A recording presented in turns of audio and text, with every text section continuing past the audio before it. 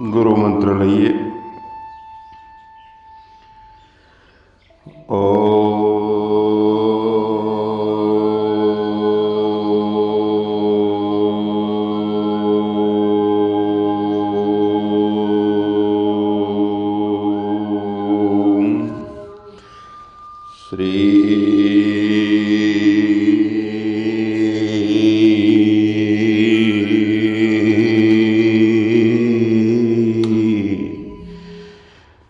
સદગુરુ સ્વામી નમો નમઃ. સદગુરુ સ્વામી નમો નમઃ. સદગુરુ સ્વામી નમો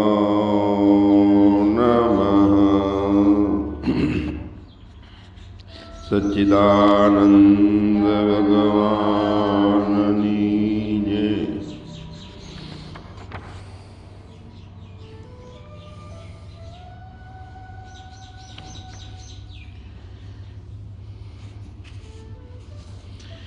બ્રહ્મવિદ બ્રહ્મેવ ભવતિ. જે બ્રહ્મને જાણે છે તે પોતે જ બ્રહ્મ છે. ધ્યાનની યાત્રામાં આપણે પોતાને જાણવાનો જે પ્રયત્ન કરીએ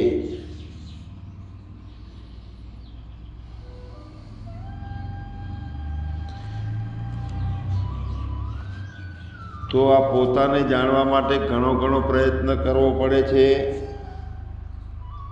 અનેક પ્રકારના ધ્યાનની યુક્તિઓ, અનેક શાસ્ત્રોનું શ્રવણ,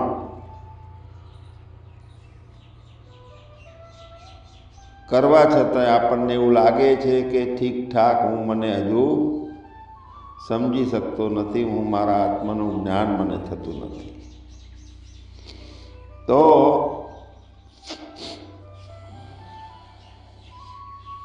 આપણે પોતાને દ્રષ્ટા તરીકે સિદ્ધ કરવાનું કામ જે ધ્યાનમાં લઈએ, પાછળના સેશનમાં લઈએ, પણ શરૂઆતમાં એ સમજી લઈએ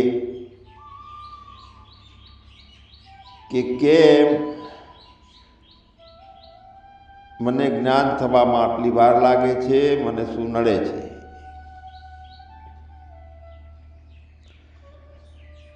તો આપણે બધા જાણીએ છીએ કે આ માયાના ચક્કરમાંથી આપણું ચિત્ત, આપણું અંતઃકરણ બારે આપણે નથી નીકળી શકતા. તો માયાના ચક્કરમાંથી નીકળવું કેવી રીતે?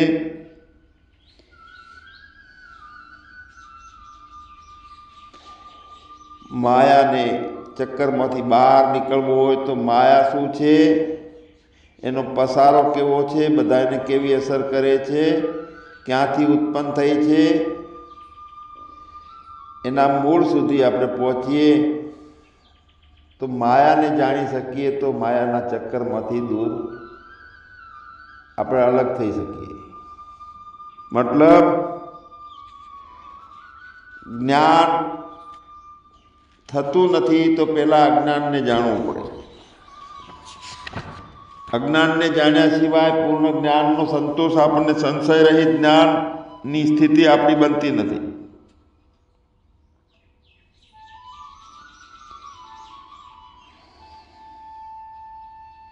ધ્યાનમાં આપણે શું કરવાનું છે? ધ્યાનમાં જે દેખાય છે એ ધીરે ધીરે બધુંય ખોઈ દેવાનું છે. જેટલું સમજાય છે એ સમજને ખેરવી નાખવાની છે. જેટલી જાતના ઇન્દ્રિયોના અનુભવ થાય છે બધા અનુભવોને આપણે બાદ કરી અને એમાંથી કોરા થઈ અને અસંગી બનવાનું છે.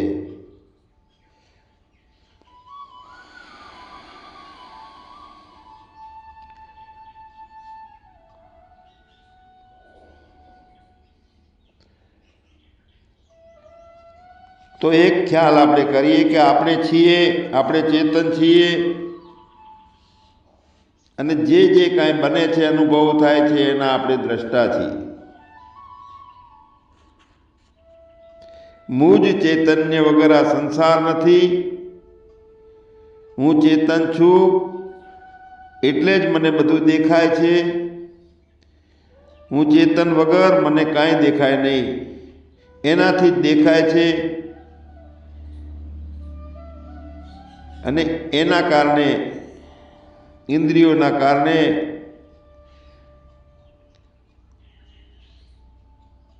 અનુભવીને જોઈને ભ્રાંતિમાં આ સંસાર બનાવી દીધો આપણે. પણ જેનાથી આ સંસાર બન્યો છે તે આપણે છીએ, તે આત્મા છે. અને હું જ દ્રષ્ટા છું એનો.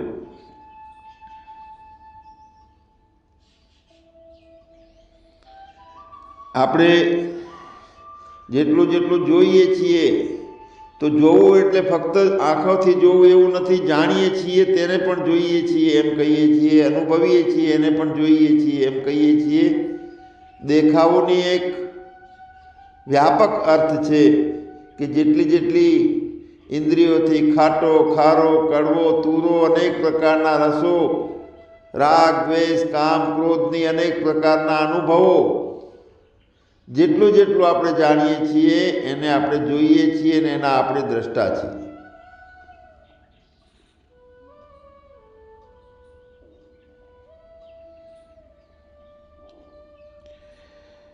સાંભળીએ છીએ આપણે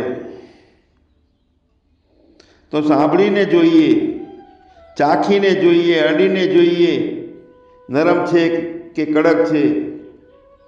તો આ જોવું એ શબ્દ છે એનો અર્થ વ્યાપક છે, ફક્ત આંખથી જોવું એવું નહીં. દરેક વસ્તુને જોવાનો ઢંગ નોખો છે. એમ ખુદ આત્માને, આપણને પોતાને જોવાનો અર્થ શું છે? પરમાત્માને જોવાનો શું અર્થ છે? પરમાત્માને જોવાનો અર્થ એવો કોઈ નથી કે બધું જે વસ્તુઓ બધી દુનિયા જાણે છે, બધા લોકો જે વસ્તુઓને જોવે છે એવી રીતે પરમાત્મા જોવાય નહીં. જોવાનો અર્થ છે કે કોઈ પણ જે એનામાં સત્યતા છે એનો અનુભવ કરવાનો, એનો ખ્યાલ કરવાનો, એને મહેસૂસ કરવાની છે. અને એની પરમાત્માને જુઓ છે તો પરમાત્માનું સત સ્વરૂપ જે છે એની સચ્ચાઈ કોઈ અનુભવ વગર તો સિદ્ધ થતી નથી.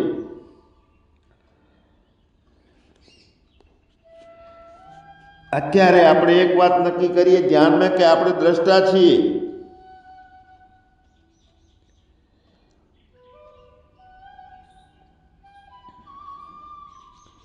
ધ્યાનમાં જ્યારે બેસીએ છીએ ત્યારે શ્વાસ લેવાનું કહેવામાં આવે છે, ધીમા કરવાનું કહેવામાં આવે છે, રોકવાનું કહેવામાં આવે છે, શરીરને સ્થિર કરવાનું કહેવામાં આવે છે.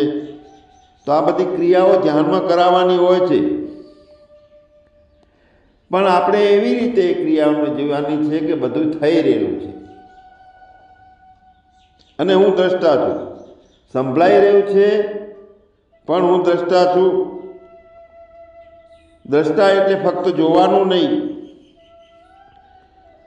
માખી બેઠી હોય તો પણ હું દ્રષ્ટા છું, શ્વાસ ચાલે છે તો પણ હું દ્રષ્ટા છું, પોતાની અંદર એક પ્રકાશ અજવાળું દેખાય છે તો પણ હું દ્રષ્ટા છું, અંધારું આવે તો પણ હું દ્રષ્ટા છું, મન આપણું ધ્યાનમાં લાગે છે તો પણ હું દ્રષ્ટા છું, અને મન ધ્યાનથી ખોવરાઈ જાય છે ત્યારે પણ હું દ્રષ્ટા છું.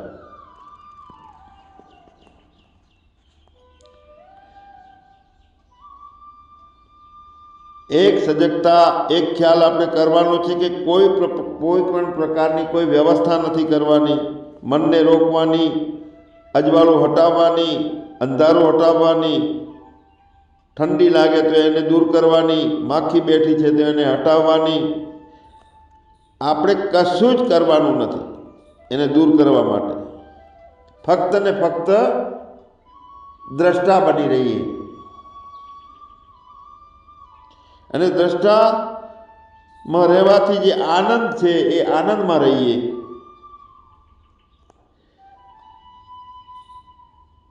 દ્રષ્ટા રહેવું એટલે કરતા નહીં બનવાનું. કરતા બનવાનું નથી અને ક્રિયાને કોઈ રોકવાની પણ નથી. હું મારા મનને રોકું છું, એ પણ કરતા બની ગયા મનને રોકવા વાળા. આ ધ્યાન પૂરતું નથી. જીવનમાં ક્ષણે ક્ષણે જાગ્રતમાં જીવાય છે ત્યારે પણ ક્યાંય કરતા ન બનવું અને કાંઈ કર્મ કોઈને રોકવું નહીં. ક્રિયાઓ થઈ જાય છે તો રોકવાની નથી. મતલબ કે એમાં પણ કરતા બનવાનું નથી. બધું સહજ થવા દઈએ જીવનના કાર્યો, અને બધું સહજ થઈ રહેલું છે. હવા ચાલે છે તો આપણે ક્યાં રોકી શકીએ છીએ? આપણા હાથમાં નથી કે હવા ના ચાલે. આપણે ઈચ્છા કરી શકીએ કે અત્યારે હવા ઓછી હોય તો સારું.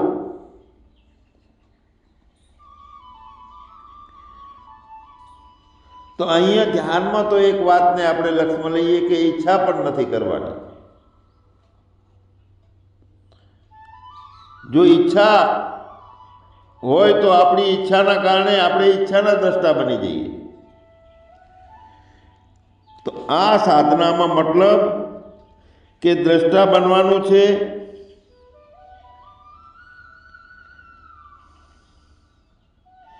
પણ આવું દ્રષ્ટા બનવાનું,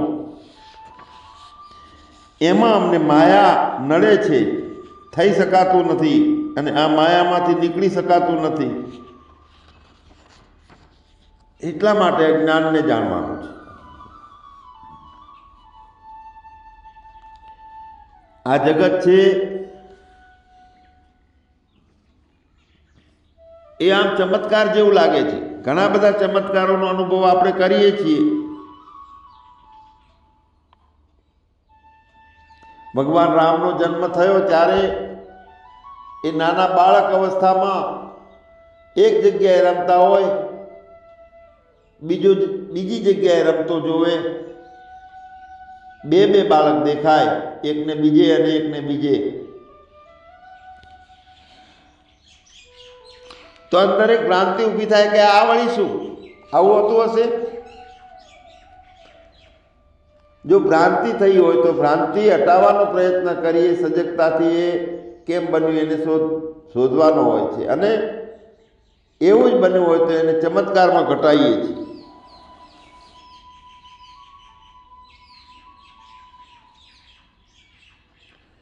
મતલબ અહીંયા આપણને જ્યારે જ્યારે જે કાંઈ જોઈએ છીએ તો બે વાત આવે છે. કાં તો ભ્રમણા થાય છે,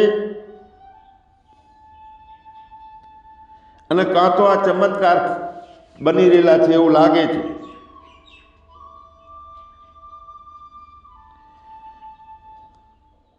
જ્યારે ચમત્કાર થાય છે તો આ બે વાતો આવે છે. કાં તો આપણે મૂર્ખા છીએ અને ભ્રાંતિમાં પડીએ છીએ, એને સમજી નથી શકતા.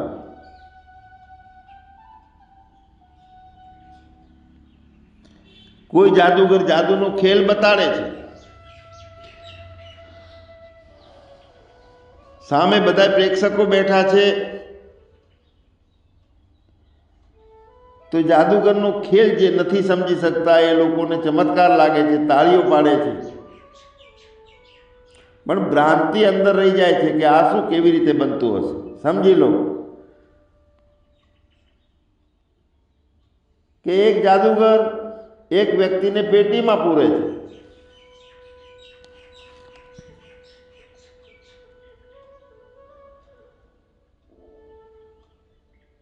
બધા જોવે છે અને તાળું મારી દે છે. એ વ્યક્તિ બારે ફરતો પણ દેખાય છે. ત્યારે બધાને એમ થાય છે કે આ ક્યાંથી કેવી રીતે બન્યું. પાછું તાળું ખોલી અને એ વ્યક્તિને એની એ પેટીમાંથી કાઢે છે. ત્યારે આશ્ચર્ય લાગે છે કે પાછું પેટીમાં કેવી રીતે.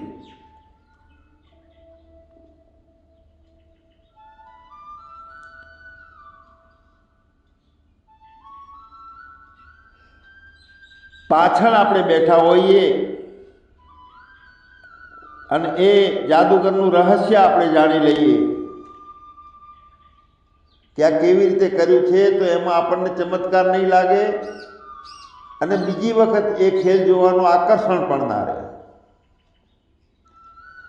પણ જે લોકો બ્રહ્મણામાં છે અને વ્યવસ્થિત સમજી નથી શક્યા આ ખેલ જાદુનો, તે લોકો ફરી ફરીને આકર્ષિત થાય છે. આ કેવી રીતે બને છે, લાવો જોઈએ.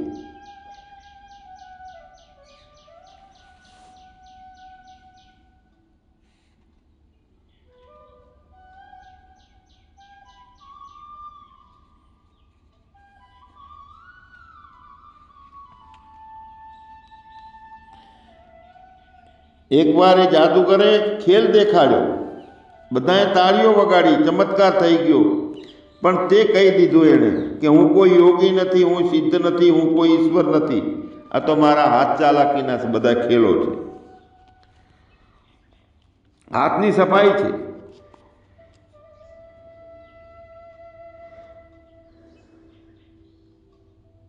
અને જે મારા હાથના ખેલ છે, સફાઈ છે, મેં તમને દેખાડી છે. પણ આનું આ કામ બીજા કોઈ કરતા હોય છે તો કોઈ સંતના રૂપમાં આવીને કરતા હોય છે, ચમત્કારો, જાદુ, અને પોતે જાદુને સ્વીકાર નથી કરતા કે આ મારા હાથનો ખેલ છે, ચમત્કારો છે, એમ જ ખપાવે. પણ એને તો કીધું કે હું તો કોઈ સત્ય સાંઈની જેમ સાધુ નથી, હું સિદ્ધ નથી, હું તો ખાલી જાદુગરના હાથ ચાલાકીના ખેલો છે તે તમને બતાવું છું.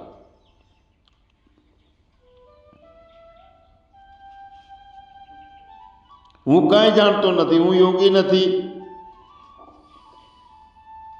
અને જે જગ્યાએ પોતે ચમત્કાર તરીકે દેખાડે છે તો એ એમને ખબર કે પોતે યોગી છે, સિદ્ધ છે કે હાથની ચાલાકી છે.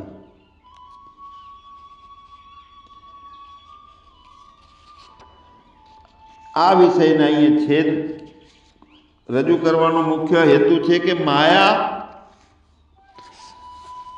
નો પણ આ જાદુ છે.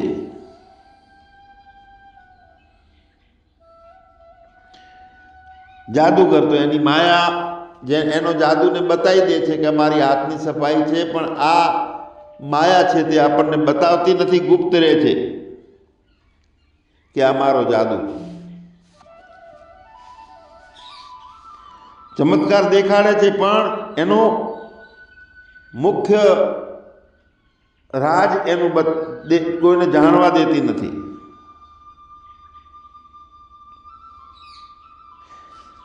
જો આપણે જાદુગર માયાની જાદુની સાચી સત્ય વાત, હકીકત જો જાણી લઈએ તો આ માયાના જાદુથી આપણે કોઈ દિવસ પ્રભાવિત ના થઈએ.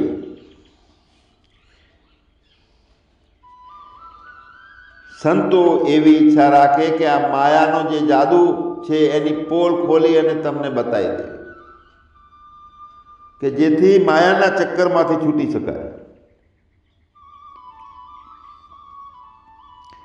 ધ્યાન કરતા કરતા, સત્સંગ સાંભળતા સાંભળતા એ બતાવવાનો પ્રયાસ થાય કે આ જાદુ છે એ તમને એની પોલ ખોલીને બતાવી દેવી કે જેથી એને પૂરેપૂરી અવિદ્યાને જાણી લઈએ તો બ્રહ્મણાઓ ના રહે અને એમાં ફરી ફરીને ઇન્દ્રિયોથી આકર્ષણો થાય છે જે મેળવવાના, ભોગવવાના. એ આકર્ષણોથી છૂટીએ. પણ એનું હકીકતમાં રહસ્ય શું છે, રહસ્ય જાણ્યું હોય તો અભિભૂતતા જે થઈ જાય છે ફરી ફરીને મેળવવાની, પૈસો મેળવવાની, બધા ઇન્દ્રિયોના વિષયોની પૂર્તિ કરવાની વારંવાર અભિભૂતતા થાય છે, તેમાંથી આપણે મુક્ત થઈ શકીએ.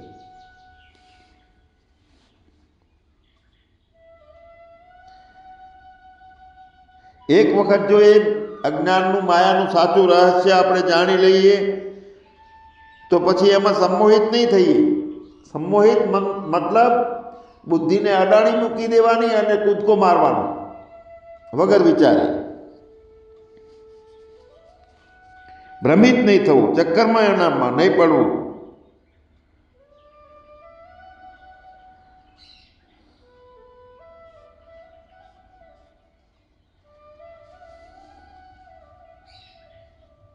આપણે આપણી આંખોથી ઘણા બધા ચમત્કારો, જાદુના ખેલો જોયા છે અને જ્યાં સુધી એમાંથી એના ખેલ કેવી રીતે કરે છે, કેવી રીતે જાદુ કરે છે,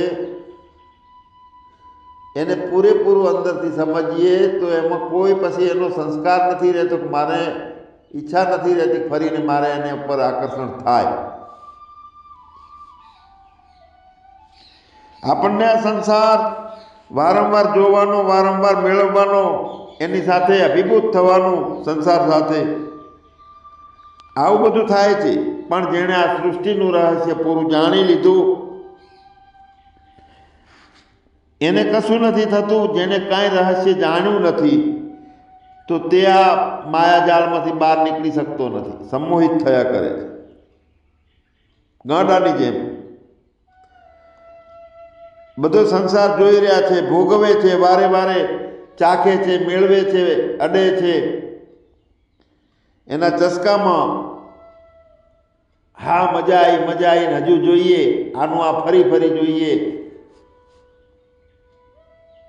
આ ચક્રાવામાંથી આપણે બહાર નીકળી શકતા નથી. અઘરું કામ છે. આપણે વારંવાર આ માયાનો જાદુ, ઈશ્વરનો જાદુ, જાદુગરનો જાદુ જોઈ રહ્યા છીએ, પણ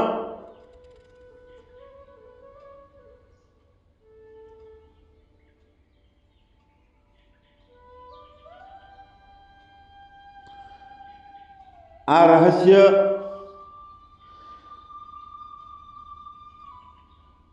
કાંઈ પણ જાદુનું રહસ્ય જાણવાનું આકર્ષણ જ ન થાય એવી આપણી ભૂમિકા, આપણી નિર્માણ થાય ધ્યાનથી.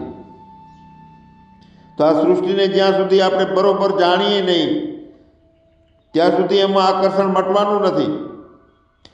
અને ડર પણ ચાલુ રહેવાનો છે કે આપણે મરી જશું, શું થશે આપણું. તો આ જન્મ મરણ છે એ બધા અજ્ઞાનના કારણે દેખાય છે, મૂર્ખાઓને દેખાય છે. જ્ઞાની માટે જન્મ છે જ નહીં, મરણ પણ છે નહીં.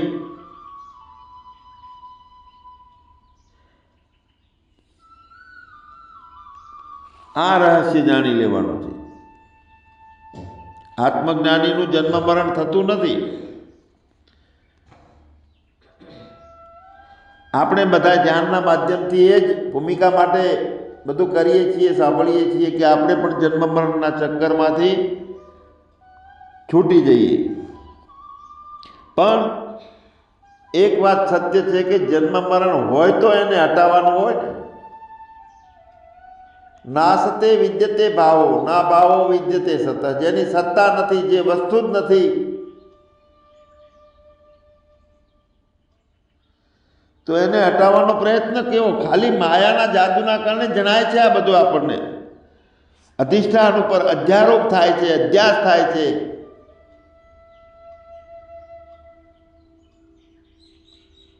અને તેને પોતાના જ્ઞાનથી, સમજથી, વિચારથી હટાવવાના છે. આ જે વાત છે એના માટે તીક્ષ્ણ બુદ્ધિ જોઈએ. આ ઢોલક, સંગીત, મંજીરા, હાર્મોનિયમ એનો ખેલ નથી કે આ માયાજાળમાંથી બહાર નીકળી શકાય. કોઈ નર્તન કીર્તનથી ઠીક છે, આપણી બોધનાત્મક સામર્થ્ય વધે, પણ વિચાર વગર આમાંથી બહાર નીકળી શકાતો નથી માયાના ચક્કરમાંથી. કર વિચાર તો પામ, શ્રીમદ રાજચંદ્રએ કીધું છે. તો મતલબ કે આ સંગીત ઢોલ નગારાનો વિષય નથી, નાચવાનો વિષય નથી. આ તો દિમાગ, સૂક્ષ્મ બુદ્ધિ લગાવી અને પોતે જોઈ અને અનુભવ કરવાનો વિષય છે.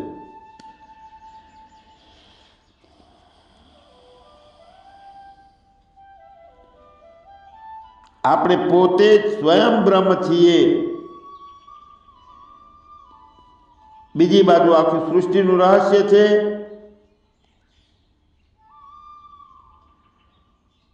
આપણા અજ્ઞાનના પડદા હટાવી દઈએ અને સૃષ્ટિના રહસ્ય ફોક છે એને જાણી લઈએ તો કોઈ દિવસ સંશય અને ભ્રમણા રહેતી જ નથી. મુક્તિ, બંધન નામની કોઈ વસ્તુ જ નથી કે જેનામાંથી આપણે મુક્ત થવાનું આવે.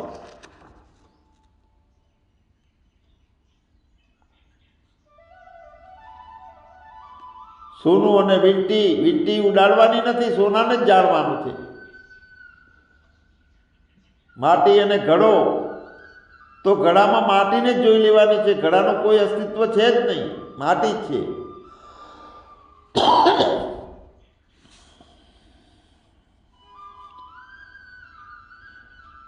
તો આ વિષયનું કાલે બીજું ચરણ લેશું. આ સૃષ્ટિનું રહસ્ય, એમાંથી પડદા હટાવી અને પોતે પોતાનું દર્શન કરવું